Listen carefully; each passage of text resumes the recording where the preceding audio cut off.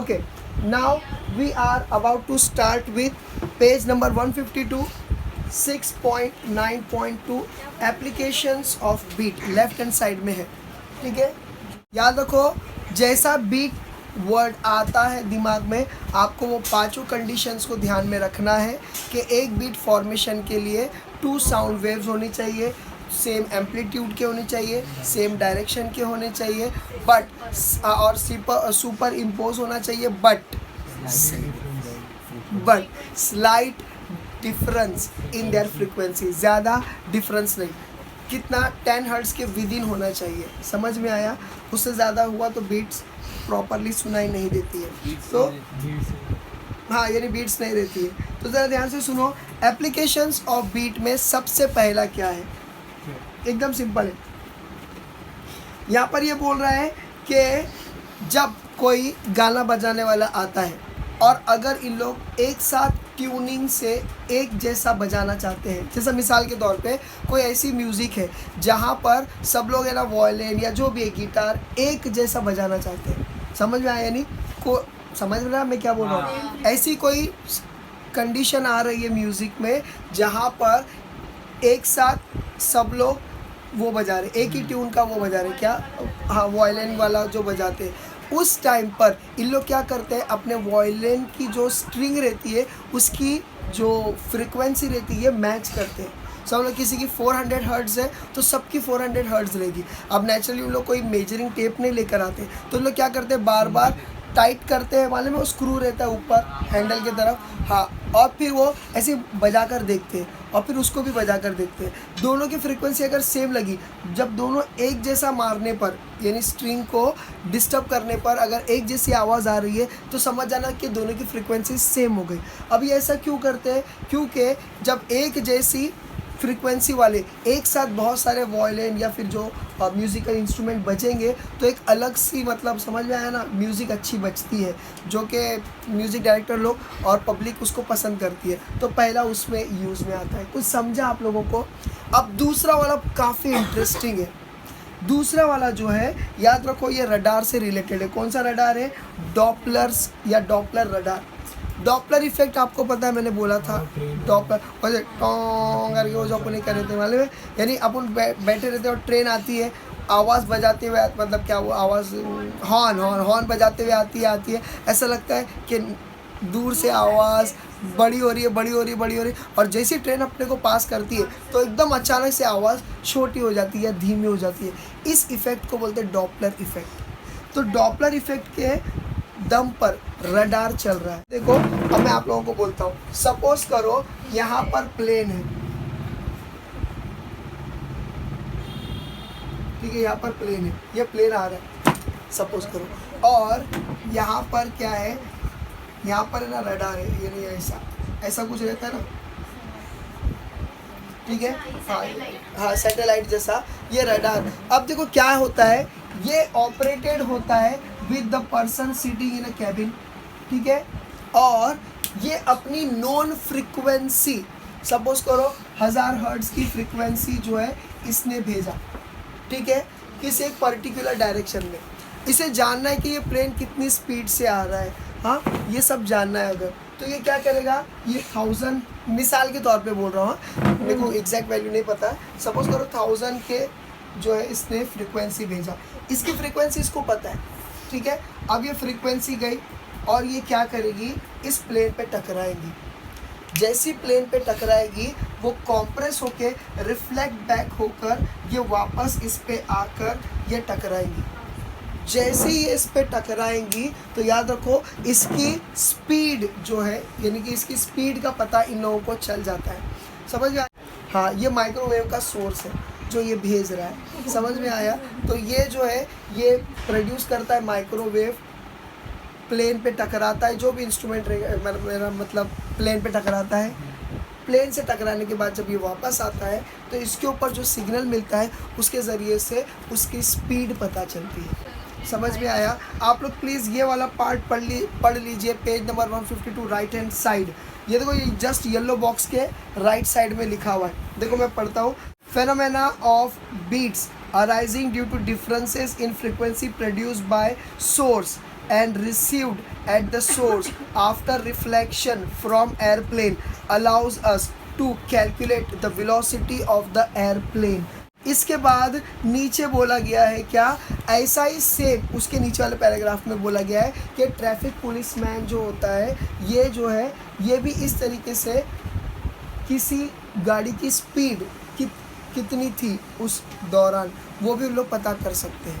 समझ में आया, वो भी लोग पता कर सकते हैं। तो ये स्पीड लिमिट एक्सीड किया है या नहीं तो वो किससे पता कर सकते हैं, सोनार से। देखो सोनार मतलब क्या, साउंड नेविगेशन एंड रेंजिंग, इसका फुल फॉर्म दिया हुआ ब्रैकेट में। हाँ, तीसरा वाला बहुत इजी है। देखो तीसरे वाले में क्या लिखा है, आपको अगर एक फोक दिया जाएगा, tuning fork I mean to say, ठीक है, उसकी फ्रीक्वेंसी आपकी अननोन रहेगी, ठीक है, तो आप क्या कर सकते हो, नॉन फ्रीक्वेंसी वाले फोक से इसकी फ्रीक्वेंसी पता कर सकते हो। समझ में आया, ये नॉन वाला है, ये आप ऐसा करो, इसकी ट्यूनिंग सुनो और इसकी ट्यूनिंग सुनो, दोनों की मैच नहीं हो रही है लेकिन लग रहा है कि लगभग ये ज़्यादा है कि ये ज़्यादा है। अगर ये ज़्यादा लग रहा है तो फिर आपको कम वाला लेना पड़ेगा। ये अननोन है, ब्लू वाला अननोन है। ये मार्कर देखो और ये मार्कर देखो, आपको लग रहा है कि भाई इसमें से ज़्यादा फ्रीक्वेंसी निकल रही है, इसमें से कम, तो इसको रखो कम वाली किलो, कम वाली किलो, कम वाली किलो, कहीं ना कहीं ये मैच कर जाएगा। तो हम लोग अननोन फ्रीक्वेंसी वाले ट्यूनिंग फोक की हम लोग वो भी पता कर सकते हैं। समझ में आया, फ्रीक्वेंसी तुम लोग को समझा। इसके बाद आता है second last and last numericals, ठीक है, इस चैप्टर के second last and last numericals जो सॉल्व न्यूमेरिकल्स हम लोग उसको देखेंगे, जल्दी से जल्दी देखेंगे, ठीक है। इसमें लॉग लगने वाला है, दोनों में लॉग लगने वाला है, तो जहाँ पर लॉग लगेगा वहाँ गुल्लस, ठीक है, तो आप लोग ज़रा देख लेना, ठीक है। हाँ, अभी ज़रा ध्यान से देखो, यहाँ पर क्या हो जा रहा है, हम लोग देख रहे हैं एक्सरसाइज 6.12, ठीक है। अब यहाँ पर देखो गिवन क्या है, पहले हम लोग को वो देखना है। गिवन ये है पेज नंबर 153 पे, हाँ याद रखो, two sound waves having wavelength. देखो वेवलेंथ बोला है, मतलब कि क्या, मतलब कि λ1, ठीक है, और दूसरा क्या है λ2। हाँ चलो, पहले वाले का कितना है, 81 सेंटीमीटर है, ठीक है, कोई बात नहीं। और दूसरा क्या है, 82.5 सेंटीमीटर। हाँ रुक जाओ, 82.5 सेंटीमीटर। देखो दोनों सेंटीमीटर है और कोई दूसरा ऐसा यूनिट जैसा नहीं है तो उसको छोड़ दो।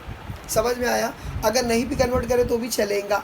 समझ में आया, तो ये हो गया है प्रोड्यूस, और ये क्या है, ये प्रोड्यूसेस 8 बीट्स पर सेकेंड, 8 बीट्स पर सेकेंड, यानी कि पर सेकेंड में 8 बीट्स बनना आ रहा है, मतलब n इज इक्वल टू, याद रखो, यानी कि क्या उसकी फ्रीक्वेंसी 8 बीट्स पर सेकेंड, मतलब कि ये फ्रीक्वेंसी बता रहा है, ठीक है। तो ये कितना है, ये 8 बीट्स, ठीक है, हाँ ठीक है चलेगा, 8 बीट्स पर सेकेंड।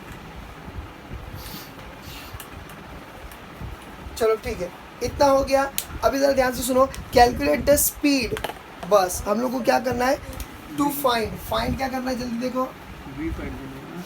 हाँ वी फाइंड करना है, we have to calculate the speed, सब फाइन। अभी इसने ये सब दिया हुआ है, अब हम लोग को वेलोसिटी फाइंड करना है। अभी वेलोसिटी फाइंड करने के लिए हमारे पास एक फॉर्मूला है, बोलो क्या है वो, v is equal to n lambda, बोलो सही करें, ये है हमारे पास, अरे है ना, मगर यहाँ पर क्या दिया हुआ है, याद रखो, ये भी दिया हुआ है, ये भी दिया हुआ, मतलब कि दो हमारे पास लैम्डा है, तो इसका मतलब हमारे पास ये फॉर्मूले को भी 2 में कन्वर्ट करना पड़ेगा।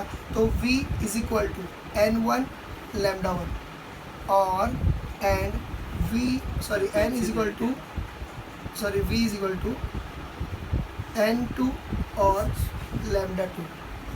यहाँ पर जो है जैसा इन्होंने बोले कि हम लोगों को क्या करना है, n1 माइनस n2 ऐसा करेंगे, ये भी एक हो सकता है, आंसर इज इक्वल टू 8 आ सकता है, या तो फिर n2 माइनस n1 ये भी हो सकता है ना। अब हम लोग को जानना कैसा है कि n1 माइनस n2 करना है इज इक्वल टू 8 या n2 माइनस n1 करना है इज इक्वल टू 8। को समझ में आ रहा है मैं क्या बोल रहा हूँ, हम लोग को ये दोनों में से कौन सा करना है। तो देखो उसके लिए मैं आप लोगों को बोलता हूँ ये फॉर्मूले पे ध्यान दो, ये फॉर्मूला क्या बोलता है ज़रा ध्यान दो, n इज इक्वल टू, देखो v is equal to n lambda, तो n इज इक्वल टू क्या हो जा रहा है, v अपॉन लैम्डा। इसका मतलब क्या, n is inversely proportional to lambda. मतलब अगर n इंक्रीज हुआ तो लैम्डा डिक्रीज होगा, या उल्टा बोलो लैम्डा इंक्रीज हुआ तो n डिक्रीज। को समझ में आया? तो यहाँ पर क्या हो जा रहा है ज़रा देखो, यहाँ पर हमको ये देखना है कि लैम्डा 1 इंक्रीज है या लैम्डा 2। तुम लोगों को समझ में आ रहा है मैं क्या बोल रहा हूँ? हम लोग को क्या करना है, एकदम सिंपल है। इसमें से बड़ा कौन है? लैम्डा 2 बड़ा है। अरे लैम्डा 2 बड़ा है कि नहीं? हाँ। तो लैम्डा 2 बड़ा है, इसका मतलब n1 माइनस n2 हमको ये लेने का। बोलो समझा?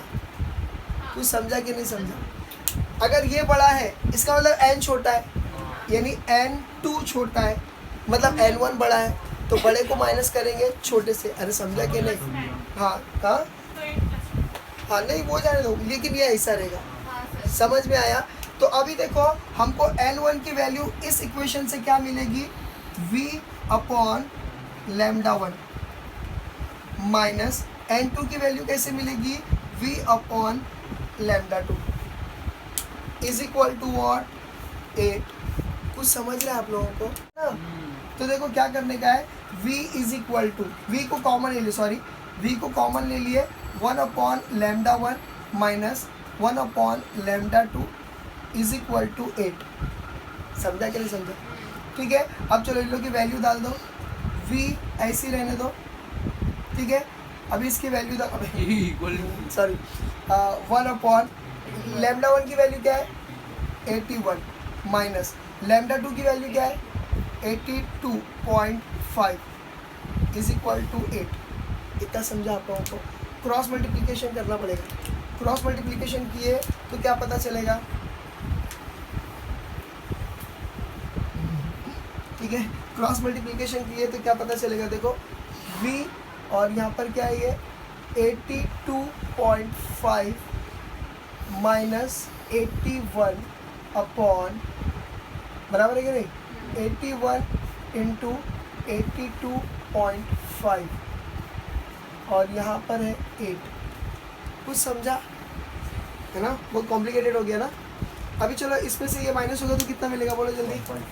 हाँ 1.5, v is equal v 1.5 upon 81, into करते हैं ना उसको। हाँ नहीं मत करो, 82.5।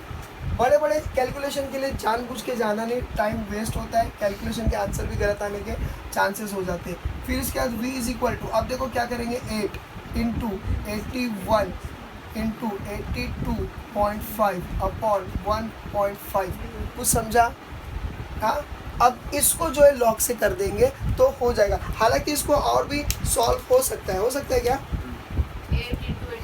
8 इंटू 81 करेंगे तो क्या हो जाएगा, ये 8 8 जा 64, बोलो समझा, इंटू 82.5 और ये 1/5 यानी 1.5 सॉरी, ठीक है। ये 5 से जाएगा, क्या जाएगा, आराम से जाएगा, ठीक है।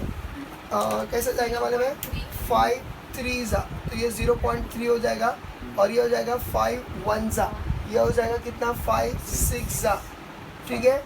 और फिर ये कितना होगा, 5 5 जा। बोलो समझा कि नहीं समझा? ये v है बस। अब बाकी का जो है ना वो अपन, अब अगर इसको 10 से मल्टीप्लाई करेंगे तो 165 हो जाएगा और ये 3 हो जाएगा।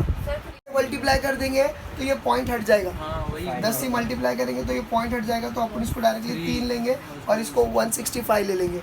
अब क्या करेंगे, 3 1 जा 3 5 जा, कौन से टेंस है? अरे एज्यूम करो कि अपने 10 से मल्टीप्लाई कर दिए, इसको भी 10 से मल्टीप्लाई, इसको भी 10 से मल्टीप्लाई, हाँ। समझ में आया? तो ये 0.33 हो गया और ये 16.5 165 हो गया।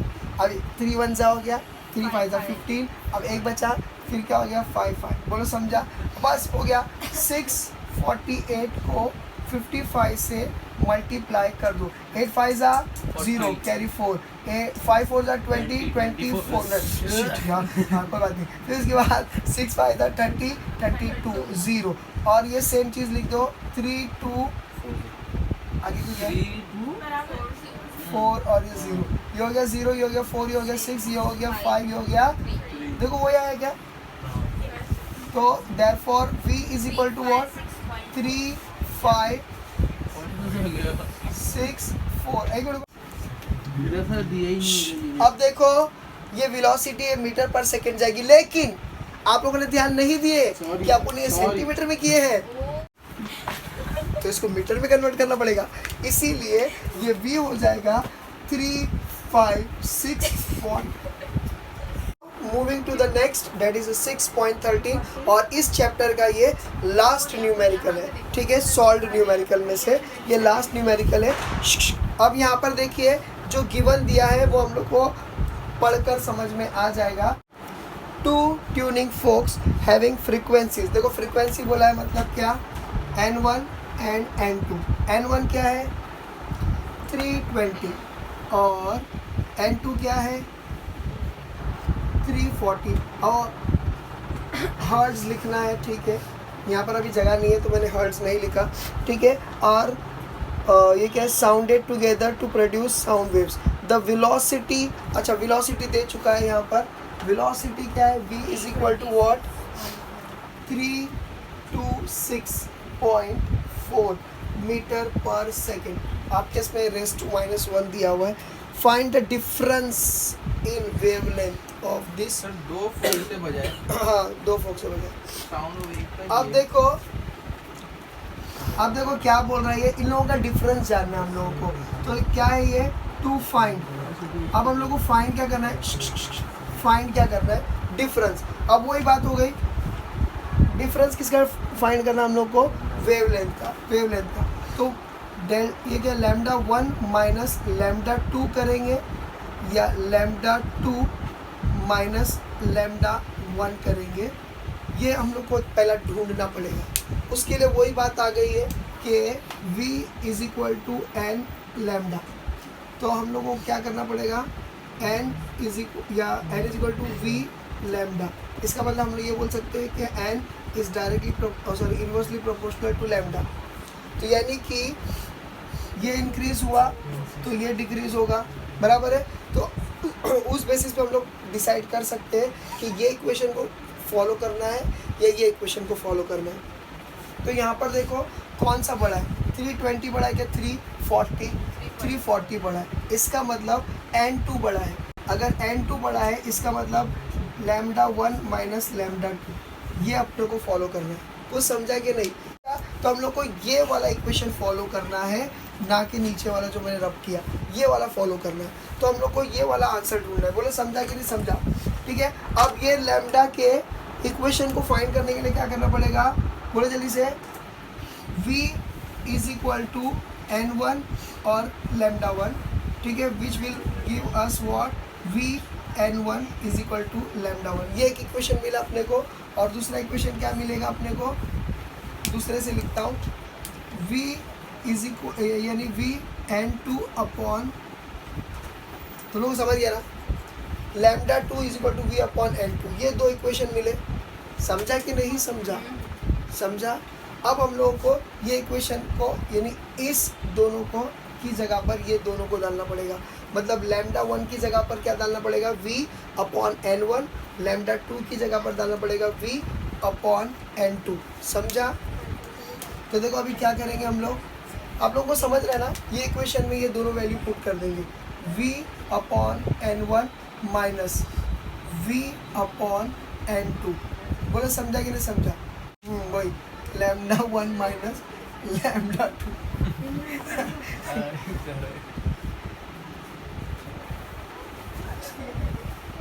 मैं आ रहा, रुक जाओ।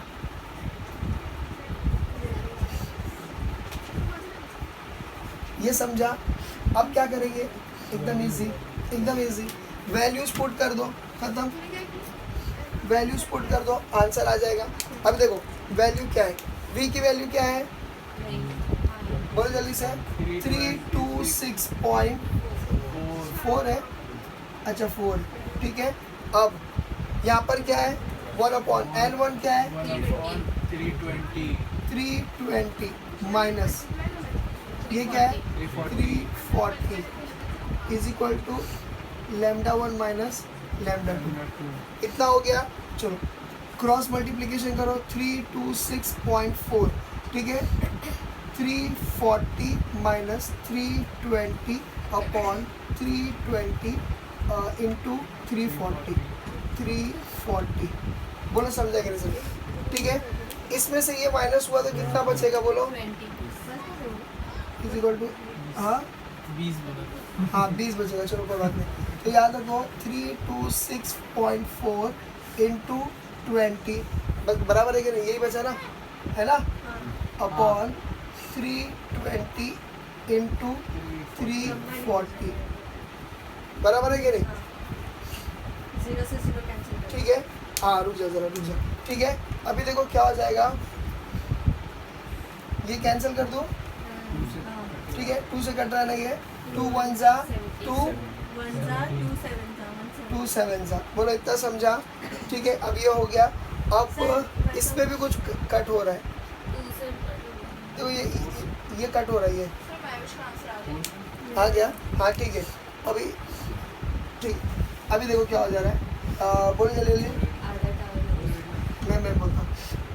2 1 जा 2 6 जा 0, फिर 2 1 जा 2 1 जा 2 6 जा 2 3 जा 2 3 जा 2 2 जा 2 2 जा, बोलो समझा? फिर और कैंसिल हो रहा है, बाप रे बाप, 2 8 जा और ये 0, और ये क्या हो जा रहा है? 2 8 जा, 2 फिर 1 उसके जा बाद 2 1 जा 1 बचा 2 6 जा 2 6 जा, बोलो सही कि नहीं? हाँ एकदम सही है। अरे और भी कट हो रहा है? हाँ 2 अच्छा 2 40, 4 जा ठीक है, और ये कितना हो गया? 2 20.4 20.4 और कट रहा है ये? नहीं 4 जा 4 जा 4 सर इसकी सॉरी हाँ, sorry. 40.8 हाँ? 40.8 आएगा 40.8, हाँ इसको कट करेंगे तो ये आ जाएगा। हाँ अब अब देखो उसको भी कट करेंगे तो 20 ये आ गया 20, हाँ तो ये इससे मल्टीप्लाई हो जाएगा ना, अच्छा बराबर तो हो गया हो गया। अब ये 5.1 आ गया, तो याद रखो अभी इतना झमेला करके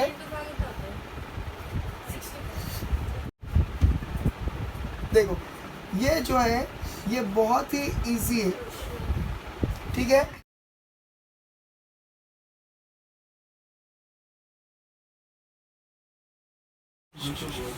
Now we are about to start with 12th physics, chapter number 6, page number 153, left hand side, numerical के नीचे 6.10 characteristics of sound।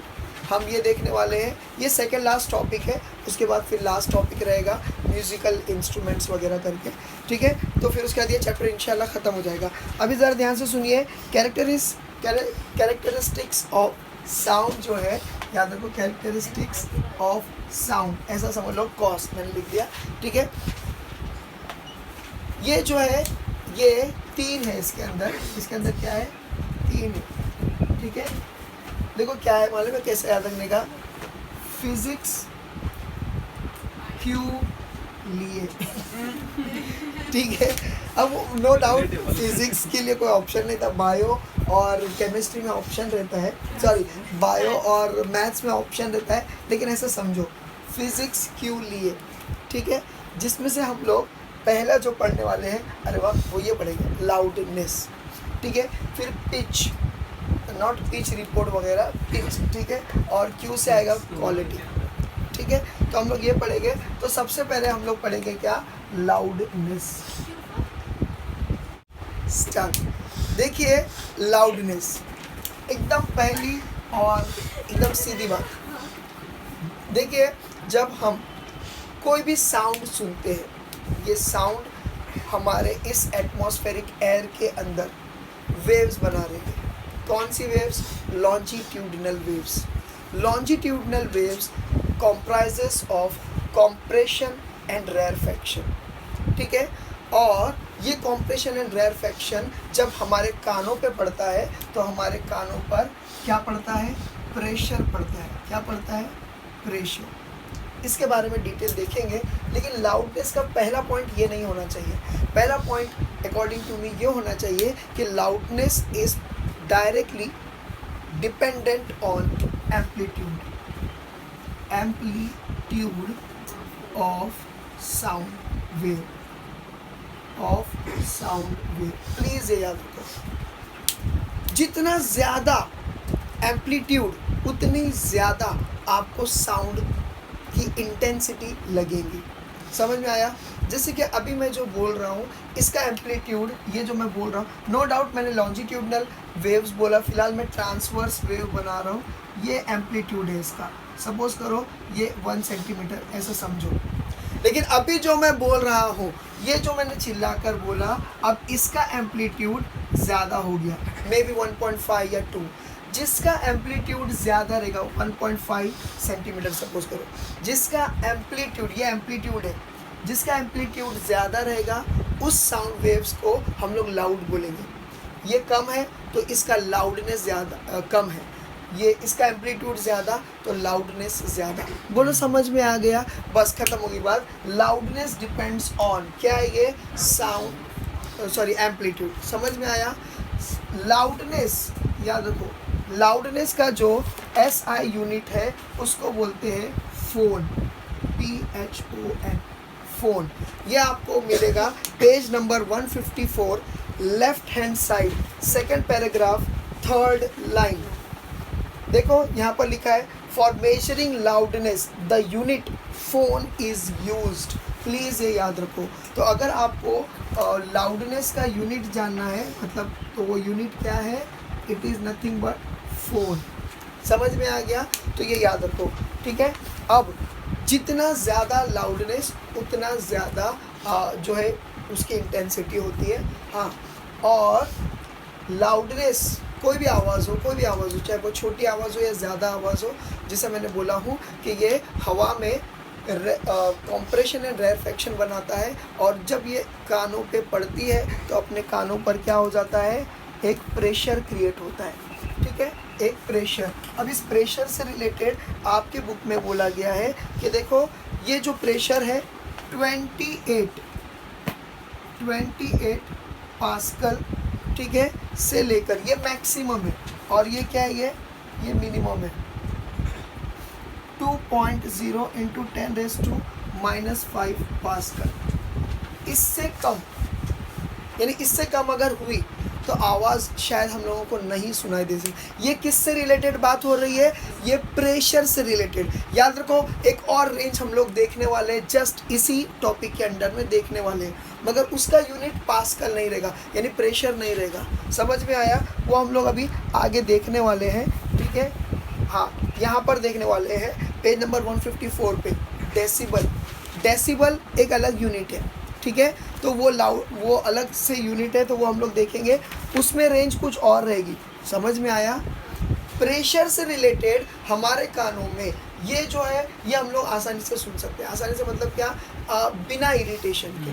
समझ में आया? 28 पास्कल, जैसे 29 हो गया तो हमारे कानों को उस साउंड का इरिटेशन होगा, मतलब इतनी ज़्यादा रहेगी कि भाई अभी अपन को ऐसा लगेगा यार बस, अब अपन कानों पे हाथ रखेंगे।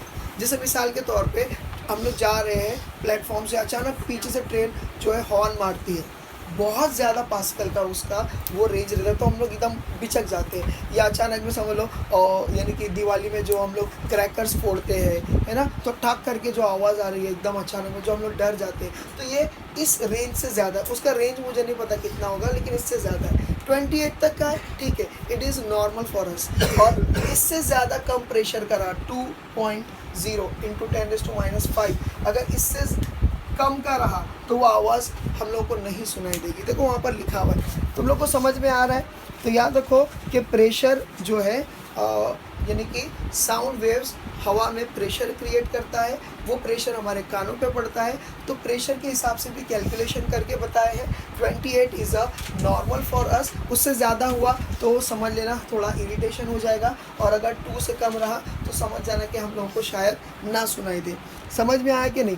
फीबल साउंड लाइक विस्पर वगैरह जो उसने बोला कि आहिस्ते से जो हम लोग बोलते हैं, इतना समझा या नहीं समझा?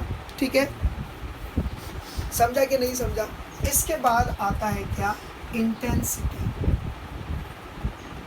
याद रखो इंटेंसिटी मतलब क्या, एकदम सिंपल है। जो चीज़ यानी जो साउंड जो भी साउंड है वो अगर ज़्यादा है, लाउड है, जितना ज़्यादा लाउडनेस उतना ज़्यादा इंटेंसिटी। जितना ज़्यादा लाउडनेस उतना ज़्यादा इंटेंसिटी, मगर मैं बोलूँगा लाउडनेस से ज़्यादा इंटेंसिटी होती है, ठीक है। मतलब देखो, आवाज़ जितनी बढ़ाते जाएंगे आप उतना ज़्यादा उसकी इंटेंसिटी बढ़ेगी।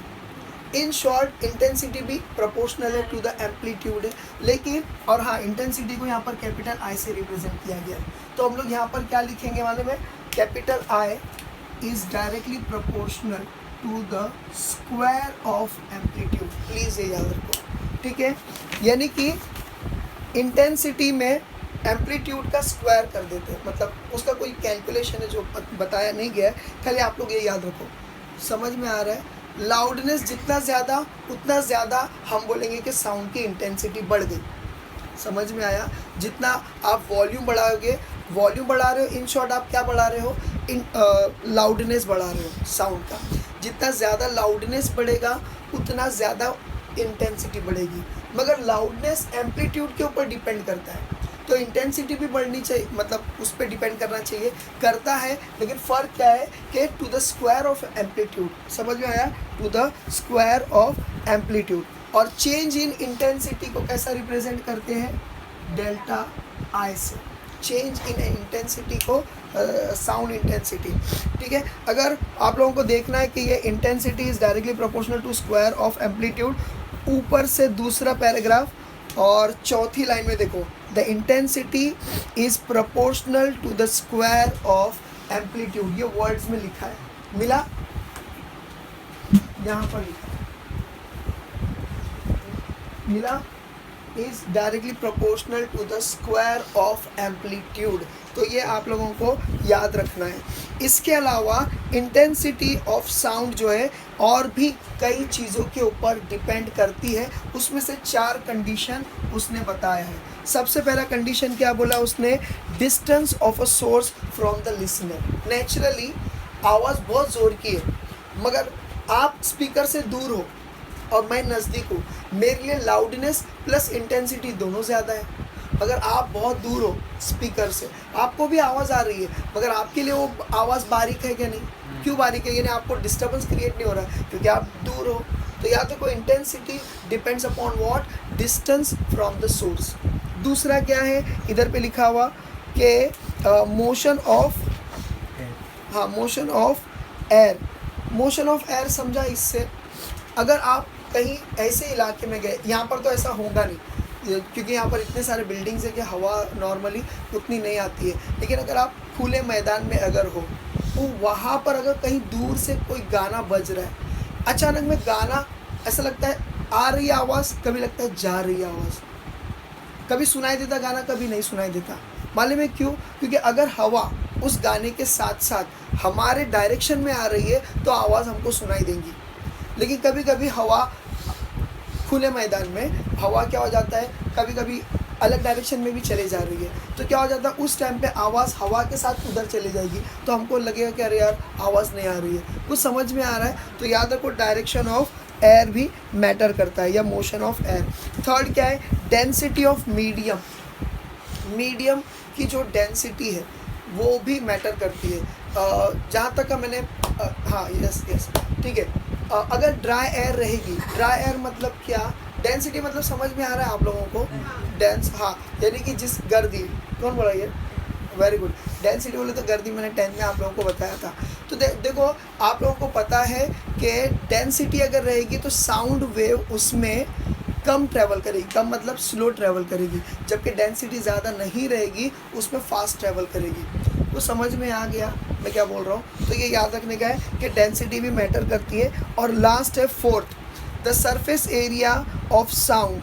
ठीक है, क्या साउंड है कि साउंड नहीं है, साउंडिंग बॉडी। ये देखो यहाँ पर देखो सरफेस एरिया, अभी देखो मैं यहाँ पर मार रहा हूँ, इसको मार रहा हूँ, आवाज़ आई। अब मैं इसको मार रहा हूँ, आवाज़ क्यों नहीं आई? वो इसलिए क्योंकि इसका सरफेस एरिया कम है, इसकी आवाज़ नहीं आएगी आपको उतनी।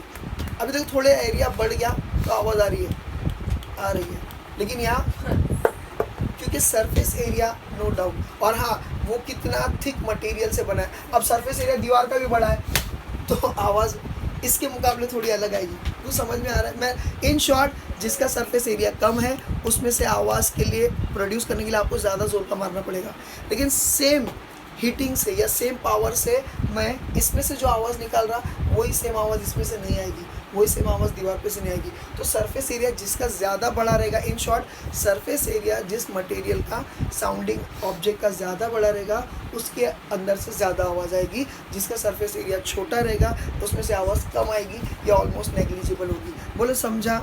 और आगे लिखा है ETC। इतना समझा कि नहीं समझा? ठीक है, अभी देखो बीटा, बीटा करके कुछ दिया हुआ है नेक्स्ट पैराग्राफ में, वो क्या है? Sound level. बीटा क्या है? Sound level. अभी साउंड लेवल मतलब क्या? देखो हर एक लाउडनेस, अभी देखो ये साउंड लेवल है, जो वॉल्यूम हम बढ़ा रहे हैं 1 2 3 4 5 10 15 100, ये क्या है? ये साउंड लेवल से। इन शॉर्ट ये लाउडनेस का रेंज हम लोग बोलेंगे। साउंड लेवल को रिप्रेजेंट किससे किया जा रहा है? बीटा से। और बीटा का जो क्या बोलते हैं उसको, SI यूनिट है, उसको क्या बोलते हैं? डेसिबल। डेसिबल है ना, यानी डेसिबल, डेसिबल। लेकिन लिखते वक्त पहला लेटर स्मॉल लेंगे और डेसिबल का B जो है उसको कैप्स लेंगे। तो समझा आप लोगों को? लाउडनेस का SI यूनिट क्या है? लाउडनेस का फोन। लाउडनेस का SI यूनिट क्या है? फोन। और साउंड लेवल का SI यूनिट क्या है? डेसिबल। एक और तीसरा आने वाला है, बल्कि ये लो आ गया। डिफरेंस, लास्ट पैराग्राफ में, difference in loudness. Difference in loudness, इसका यूनिट क्या है? Bel, BEL। देखो अभी तक हम लोगों ने क्या पढ़े, जरा ध्यान से सुनो प्लीज प्लीज प्लीज, ध्यान से सुनो। हम लोग लाउडनेस पढ़ रहे हैं, लाउडनेस का SI यूनिट बोल दिया, वो क्या है? फोन। ठीक है, लाउडनेस किसके ऊपर डिपेंड करता है? Amplitude of sound. ठीक है, और जितना ज़्यादा एम्पलीट्यूड उतना ज़्यादा जो है साउंड सुनाई देगा। फिर साउंड जो है ट्रैवल करता है इन कॉम्प्रेशन एंड रेरफैक्शन मैनर, और वो हमारे कानों पे पड़ता है, तो कानों पे प्रेशर पड़ता है, और प्रेशर को पास्कल से हम लोग वो करते हैं, मेजर करते हैं, यूनिट। ठीक है, तो प्रेशर बताया गया है कि 28 जो है ये नॉर्मल है हमारे कानों के लिए, और हम लोगों को जो है इरिटेशन नहीं होगा। और मिनिमम कितना है? 2 × 10⁻5 पास्कल, ये वाला जो प्रेशर है ये मिनिमम है। इससे कम हुआ तो शायद हम लोग को आवाज़ सुनाई नहीं देगी। फिर उसके बाद आता है इंटेंसिटी। जितना ज़्यादा लाउडनेस उतनी ज़्यादा हम लोग बोलेंगे साउंड की इंटेंसिटी बढ़ गई। Intensity is denoted by capital I। Intensity is directly proportional to square of amplitude, ये आप लोग को रखना है। और चेंज क्या है? Change of intensity is given by delta T। फिर डेल्टा I। फिर उसके बाद इंटेंसिटी जो है ये सिर्फ इसी के ऊपर नहीं बल्कि और भी कुछ फैक्टर्स पे डिपेंड करता है। उसमें से 4 फैक्टर बताया गया है जो हम लोगों ने पढ़ लिए हैं। वो है क्या? Distance of a source from the listener, फिर दूसरा है मोशन ऑफ एयर, तीसरा है डेंसिटी ऑफ मीडियम, चौथा है surface area of sounding object. फिर उसके बाद हम लोगों ने पढ़े क्या? साउंड लेवल, जो कि किससे डिनोट हो रहा है? बीटा से डिनोट हो रहा है, और इसका ऐसा यूनिट क्या है? डेसिबल, जिसमें से D स्मॉल है, B कैपिटल रहेगा। बोलो इतना समझा कि नहीं समझा? और उसके बाद बोला गया difference in loudness is BEL, bel. ठीक है, और ये एक इक्वेशन दिया हुआ है, ये इक्वेशन दिया हुआ है क्या? Beta is equal to 10 log 10 I/I0। ठीक है, I0 मतलब क्या? मिनिमम इंटेंसिटी बोलेंगे उसको। ठीक है, तो ये खाली ये फॉर्मूला आप लोग याद रखो। ये अब देखो relation between decibel and bel का क्या है? 1 decibel is equal to 1 upon, ठीक है यहाँ लिखा हुआ है 1 decibel is equal to 1 upon 10 bel. बस ये ऐसा याद रखो। ठीक है, अब देखो यहाँ पर डेसिबल में हम लोगों को दिया हुआ है, डेसिबल के हिसाब से हम लोगों को साउंड रेंज दिया हुआ है 0। ये क्या है? ये मिनिमम।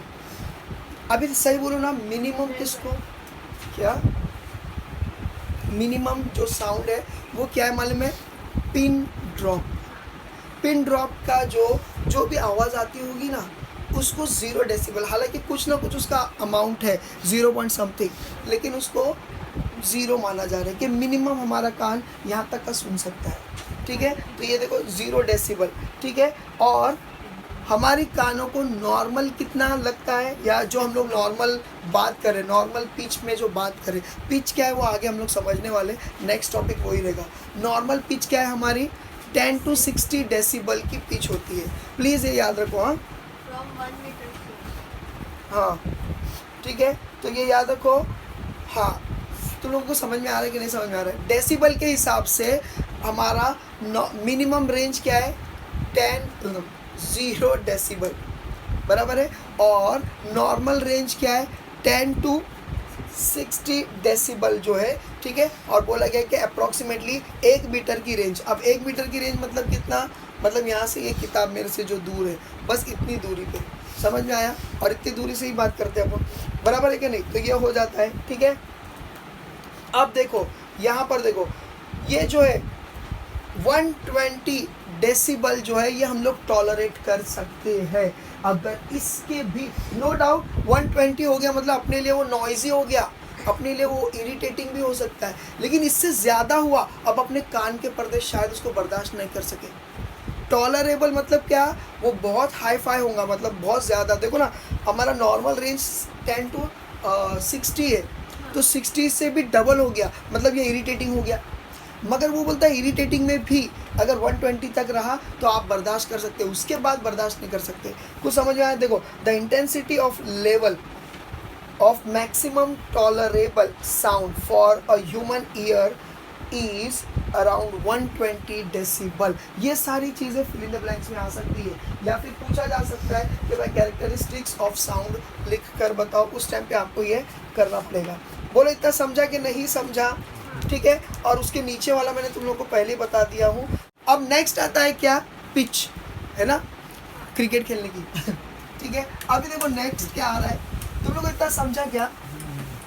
प्लीज़ वीडियो देख लेना इसके लिए, ठीक है। अब नेक्स्ट आ रहा है क्या, सेकंड, पिच। देखो पहला वाला लाउडनेस वॉज डिपेंडेंट, पहला वाला जो लाउडनेस जो हम लोगों ने पढ़े वॉज डिपेंडेंट ऑन एम्पलीट्यूड। ये किसके ऊपर डिपेंड करेगा, फ्रीक्वेंसी के ऊपर डिपेंड करेगा। मैं एफ क्यों लिख रहा हूँ, फ्रीक्वेंसी, फ्रीक्वेंसी के ऊपर डिपेंड करेगा।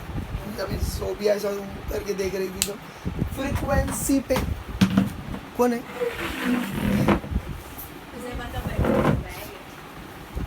फ्रीक्वेंसी पे डिपेंड करेगा।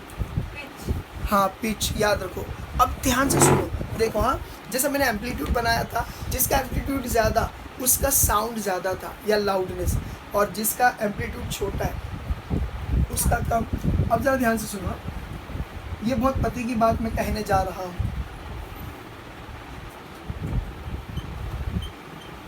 एम्पलीट्यूड पे ध्यान देना ही नहीं है, एम्पलीट्यूड किसका बड़ा है किसका छोटा है उस पर ध्यान देना ही नहीं है। रेड वाला कहाँ गया, जरा ध्यान से सुनो। पिच जो है ये किस पे डिपेंड कर रहा है, फ्रीक्वेंसी पे। फ्रीक्वेंसी ये है और ये है, कौन सी, हाई फ्रीक्वेंसी है, ये हाई फ्रीक्वेंसी है, इसका मतलब ये हाई पिच है, जिसमें फ्रीक्वेंसी ज़्यादा है। सिंपल, फ्रीक्वेंसी मतलब क्या, क्रिस्ट एंड ट्रफ कितने ज़्यादा है या कितने हैं, समझ में आया। और इसमें क्या है, इसमें फ्रीक्वेंसी लो है, अगर लो है तो लो पिच। अब जरा ध्यान से सुनो, ध्यान से सुनो। लो पिच में आवाज़ जाड़ी आएगी, लो पिच में आवाज़ जाड़ी आएगी, और हाई पिच में आवाज़ पतली आएगी। तो याद रखो, फीमेल्स की जो पिच है वो हाई होती है, मेल की जो लो, अपन गिर के भी अच्छे, हाँ, आवाज़ मोटी होती है। तो लोगों को समझ में आया। तो अगर हम लोग साइंस बायोलॉजी चैप्टर नंबर 2 में अगर देखेंगे कि जब मेल को प्यूबर्टी या फीमेल को प्यूबर्टी आती है, उस टाइम पे लिखा गया है, बहुत सारे चेंजेस है वो सब नहीं देखना, मगर उसमें ये देखा गया है कि फीमेल की वॉइस जो है वो हाई पिच, उसका मतलब ये नहीं कि लड़के जोर का बात करी, ऐसा नहीं है, और लड़के कैसे हो ऐसा बात नहीं कर रहे, इसका मतलब हाई पिच मतलब क्या, उनकी आवाज़ को अगर वेव फॉर्म में देखा जाए तो फ्रीक्वेंसी ज़्यादा मिलेगी, ज़्यादा जिसकी फ्रीक्वेंसी होती है उसको हाई पिच, और अगर जिसकी फ्रीक्वेंसी ज़्यादा है या हाई पिच है इसका मतलब उसकी आवाज़ सचिन तेंदुलकर समझ आया, यानी कि आवाज़ पतली रहेगी। समझ में हो गया। अब इसके बाद आता है क्वालिटी ऑफ टिम्ब्रे ठीक है, ये टिम्ब्रे जो है इसको अंडरलाइन, सॉरी क्वालिटी और टिम्बर, ठीक है, टिम्ब्रे को अंडरलाइन करो, लिखो क्वालिटी ऑफ साउंड, खत्म। टिम्ब्रे को अंडरलाइन करो, लिखो क्वालिटी ऑफ साउंड, ठीक है। तो देखो अभी मिसाल के तौर पे कोई एक आवाज़ है, सॉरी दो आवाज़ है, उन लोगों का एम्पलीट्यूड भी सेम, ठीक है। मान लो कि उनकी फ्रीक्वेंसी भी सेम, मान लो फ्रीक्वेंसी भी सेम, हाँ मान लिया ना, ठीक है। तो एम्पलीट्यूड भी सेम, ठीक है, दोनों साउंड आपके पास आ रही है, मगर ध्यान से सुनो, मगर वो एक साउंड जिसकी फ्रीक्वेंसी और एम्पलीट्यूड दोनों की सेम है, एक साउंड आ रही है ह्यूमन की तरफ से और दूसरी साउंड आ रही है किसी म्यूजिकल इंस्ट्रूमेंट की तरफ से। आप आराम से आइडेंटिफाई कर पाओगे कि यार ये, आप ये नहीं देख रहे हो टोन क्या है, मैं क्या बोल रहा हूँ टेक्निकल सारी चीज़ें सेम है, एम्पलीट्यूड सेम, फ्रीक्वेंसी सेम, सब सेम, समझ में आया। तो क्या हो जा रहा है, आप आइडेंटिफाई कैसे कर पा रहे हो, या तो वी आर अबाउट टू, या वी आर मतलब जान, हम लोग आइडेंटिफाई इसलिए कर पाते हैं due to the quality of sound या ड्यू टू द टिम्बले, समझ आया, यानी टिम्बल है क्या, ये टिम्ब्रे। अब ज़रा ध्यान से सुनो, हम लोग किसके ऊपर, यानी ये साउंड जो रिकग्नाइज करते हैं ये किसके ऊपर डिपेंड करता है, ऑफ, किसके ऊपर डिपेंड करता है, नॉफ, सॉरी ऑफ। ये ऑफ क्या है, ज़रा ध्यान से सुनो, ओवरटोन एंड फ्रीक्वेंसी। इसी पैराग्राफ के लास्ट की 2 लाइन दिख रहा है आपको, quality depends on number of overtone present in the sound along with given frequency. तो हम लोग 2 डिफरेंट साउंड के बीच में अगर डिस्टिंग्विश कर पाते हैं तो मेन फैक्टर क्या होता है, नंबर ऑफ, बोलो रे, ओवरटोन्स, और दूसरा होता है क्या, फ्रीक्वेंसी, बस, हाँ समझ में आया। तो उसके ज़रिए से हम लोग पहचानते हैं, ठीक है। इसके बाद क्या बोला गया है नेक्स्ट पैराग्राफ में, आप लोगों ने सुने होंगे कि कुछ म्यूज़िक बजती है तो हमको दिल को अच्छा लगता है, माइंड रिलैक्स होता है, कुछ म्यूज़िक हर बार नहीं, टचिंग में नहीं मज़ा आता है। ये कुछ म्यूज़िक अगर आप गौर करेंगे उस म्यूज़िक के अंदर वेरियस इंस्ट्रूमेंट मिलकर, या एक भी होता होगा, या मिलकर एक जैसा जो भी यानी टोन में बजा रहे या कुछ भी बजा रहे, तो उससे हम लोग को रिलैक्सिंग लगता है। लेकिन ऐसा ही अगर हम लोग वेरियस आवाज़ के बीच में हो, जहाँ पर कोई ना किसी की, अब जैसे तुम भी बात कर रही है, ये भी बात कर रहे हैं, मैं क्या बोल रहा हूँ समझ में आया। पहला मैंने म्यूज़िकल इंस्ट्रूमेंट को कंपेयर किया, 5-6 म्यूज़िकल इंस्ट्रूमेंट, लेकिन ये डिसाइडेड है कि तू कौन से टोन से बजाएगा, तू कौन से पिच से बजाएगा, वगैरह वगैरह, तो हम लोग को रिलैक्सिंग लगता है।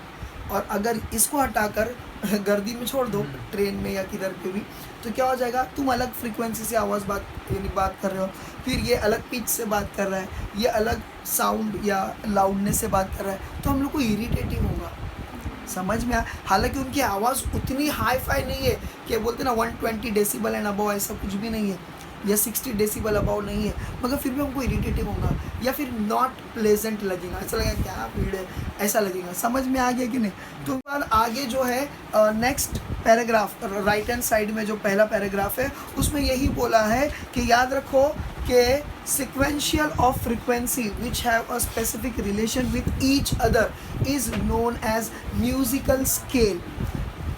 8 या 7 अलग अलग जो है फ्रीक्वेंसी वाले जो है हमारे पास इंस्ट्रूमेंट है या फिर जो भी है, यानी टोन है या फ्रीक्वेंसीज है, ये फ्रीक्वेंसी एक दूसरे पे डिपेंड करती है, दूसरे तीसरे पे डिपेंड करती है, और अगर देखा जाए तो सारे सातों के सातों एक दूसरे पे डिपेंड करती है, जिसको हम लोग क्या बोलेंगे, हम लोग उसको सुर बोलते हैं। हिंदी में, मगर इंग्लिश में उसे कहा जाता है क्या, म्यूजिकल स्केल। और इंडिया में उसको सा रे गा मा पा धा नी सा बोला जाता है। और उसके बाद हाँ डो रे मी फा सो ला ती, ये जो है ये इंग्लिश में या वेस्टर्न म्यूज़िक में बोला जाता है। और इन लोगों की फ्रिक्वेंसी बताया गया है, ज़रा ध्यान से देखो। अगर पेपर टफ बनाना है तो वो बोलेगा फा सो का खाली हम लोगों को फ्रीक्वेंसी बताओ, तो फिर आपको फ्रीक्वेंसी याद रखनी पड़ेगी।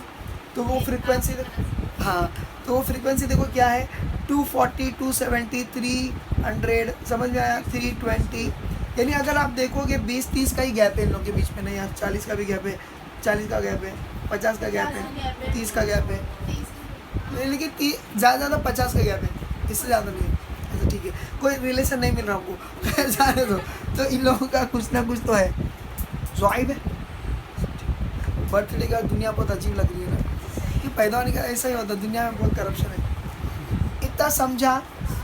अब उसके बाद आता है क्या, 6.11 and this is the last musical instruments. अब हम लोगों ने म्यूजिकल इंस्ट्रूमेंट देख चुके हैं। कुछ इंस्ट्रूमेंट ऐसे हैं जो ऐसा मारने से बजाते हैं, जैसे कि तबला हो गया या कुछ हो गया, मारने से बजा रहे ना उसको, वो सी वाला है परक्यूशन। अरे एमएसटी ट्यूशन, ठीक है। परक्यूशन वर्ड को अंडरलाइन करो और लिखो क्या, टू स्ट्राइक, यानी हड़ताल नहीं है, टू स्ट्राइक मतलब मारना, किसी को मारना। तो ये तबला वगैरह जो रहता है वो परक्यूशन, उस पर हम लोग थोड़ी देर से आएंगे। दूसरा जो होता है, हम लोग स्ट्रिंग बांधते हैं, हाँ, और डिंग डिंग डिंग डिंग करके बजाते हैं, ठीक है। तो उसको क्या बोलेंगे, प्लकिंग स्ट्रिंग टाइप। समझ में आया, प्लकिंग स्ट्रिंग टाइप। और तीसरा जो होता है, जहाँ पर हम लोग हवा का इस्तेमाल करते हैं और वो उससे म्यूज़िक बजती है। समझ में आया। तो 3 टाइप है। एक जिसको मारा जाता है हाथ से या लकड़ी से, जो भी है मारा जाता है, तो उसको बोलेंगे क्या, परक्यूशन इंस्ट्रूमेंट। दूसरा ये है कि स्ट्रिंग को डिस्टर्ब करके वाइब्रेशंस के ज़रिए से अलग अलग आवाज़ निकाली जाती है, उसको बोलेंगे प्लग्ड स्ट्रिंग टाइप।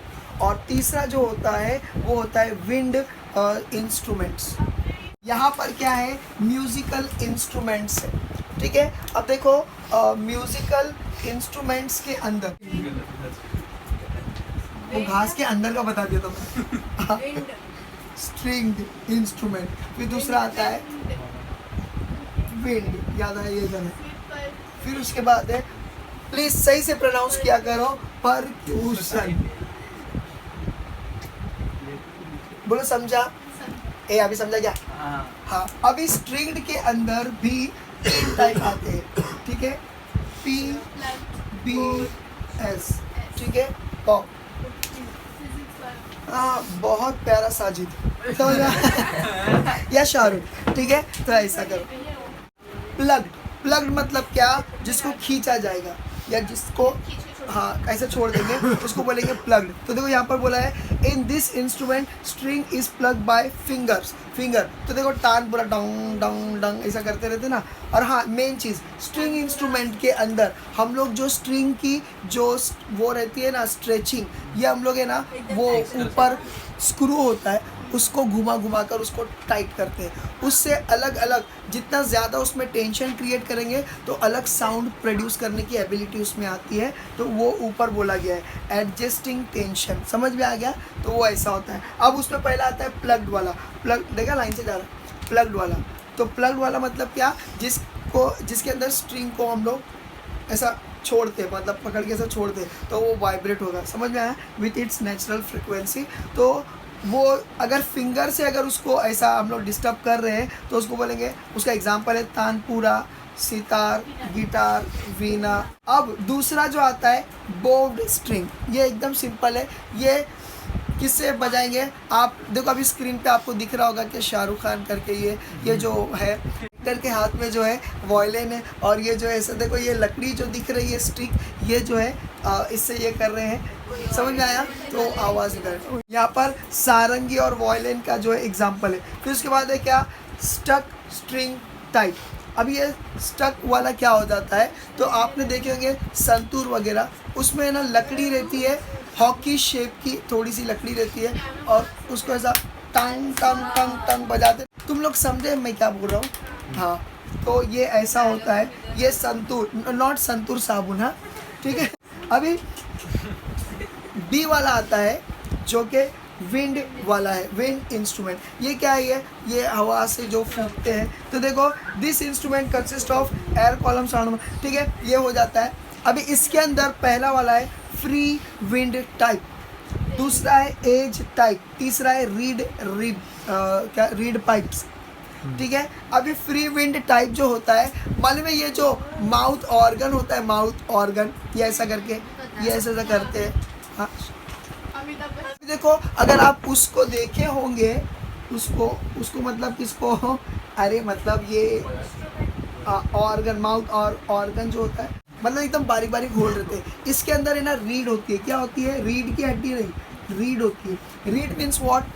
तीन हम लोग ये बोलेंगे थिन स्टिक से बनी होती है, पतली सी इससे बनी होती है, लेकिन यहाँ पर ब्रास यूज हो रहा है। ब्रास मतलब क्या? ब्रोंज और कुछ मिला के हाँ, होते हैं। Very good, very good. छोड़ दो। तो ये ब्रास है, समझ में आया? तो ये ब्रास से बनी है और इसके अंदर हम लोग फूंकते हैं तो वो जो आवाज़ जो है अंदर जाके मतलब वाइब्रेशंस क्रिएट करती है और अलग अलग साउंड जो है आते हैं। अब ये जो है, ये हर एक बॉक्स के अंदर अलग अलग रीड की जो एडजस्टमेंट होती है, जिस वजह से इधर फूकेंगे तो अलग आवाज़ आएगी, इधर फूकेंगे तो अलग आवाज़ आएगी। ये खैर इतना डिटेल आपको बोलना नहीं है, खाली इतना याद करके लिख भी दिए तो भी चलेगा, ठीक है। दूसरा होता है क्या?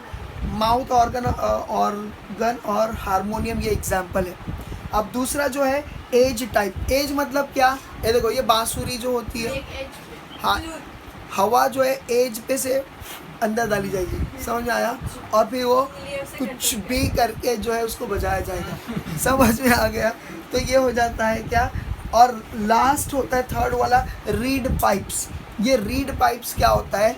अभी देखो, इस किसी में रीड हो सकता है, किसी में नहीं हो सकता है। अगर रीड है तो किसी एक एंड में होगा, तो किसी एक एंड में नहीं होगा, या तो दोनों एंड में होगा। कुछ समझा? हाँ, इसका मैं तुम लोगों को, ये देखो स्क्रीन पे आपको दिख रहा है कि जैसे कि ये देखो, ये क्या है? सैक्सोफोन, फिर उसके बाद क्लैरिनेट, फिर उसके बाद एनीवे, ये सारे इंस्ट्रूमेंट आप देख सकते हो, स्क्रीन पे दिखाई दे रही है। अब शुरू करते हैं तीसरा वाला, परक्यूशन। एकदम सिंपल है, जब वो उड़ा तो पर क्यू हिलाया, इसके लिए परक्यूशन, ठीक है। ये इंस्ट्रूमेंट क्या हो जाता है? ये इंस्ट्रूमेंट वो होता है जिसके ऊपर कोई पतला सा layer of any material stretch किया जाता है, स्पेशली स्किन ऑफ एनिमल्स, है ना, या कोई रबर जैसी चीज़ या कुछ ऐसी अलग चीज़ जो है वो स्ट्रेच करते एकदम टाइट। अब उसको बार बार हम लोग वो नहीं कर, नहीं, समझ में आया ना? एकदम टाइट कर देते हैं और उसको एक हॉलो चीज़ के साथ अटैच करते हैं, समझ में आया? जैसे कि तबला हो गया। अब जब उसको मारेंगे तो वो जो मारते हैं तो अंदर जो हॉलो स्पेस है उसके अंदर जो एयर पार्टिकल्स है वो वाइब्रेट होते हैं, जिस वजह से डुंग करके आवाज़ आएंगी आपको, समझ में आया? तो वो अंदर के एयर मॉलिक्यूल्स जो है या पार्टिकल्स जो है उसके अंदर क्या हो जाता है? लॉन्जिट्यूडनल वेव जाती है और उस वजह से आवाज़ आती है। समझ में आ गया? इसका एग्जाम्पल देखो, तबला इसमें बोला गया है। फिर हाँ, जाइलोफोन देखो इसके अंदर आ गया, जाइलोफोन इसके अंदर आया। अब इसके अंदर देखो और भी चीज़ें बोल, अच्छा ये क्या है? चंबल यानी किम्बल्स करके है, हाँ हाँ, झांझा। झांझा मालूम क्या? देखो, वो दो चपटी प्लेट होती है, हाँ, बंदर वाली, वो नहीं वाले, हाँ, मंजीरे छोटे वाले, और जो बड़े वाले भांग जिसमें अपना मुंडा भी आ जाएगा, तो इतने बड़े वाले उसको झांझा बोलते हैं। With this I end up with my today's lecture and this chapter number 6, ठीक है। अब इसके बाद हम लोग नेक्स्ट चैप्टर जो भी शुरू करेंगे, ठीक है। अल्लाह हाफिज़।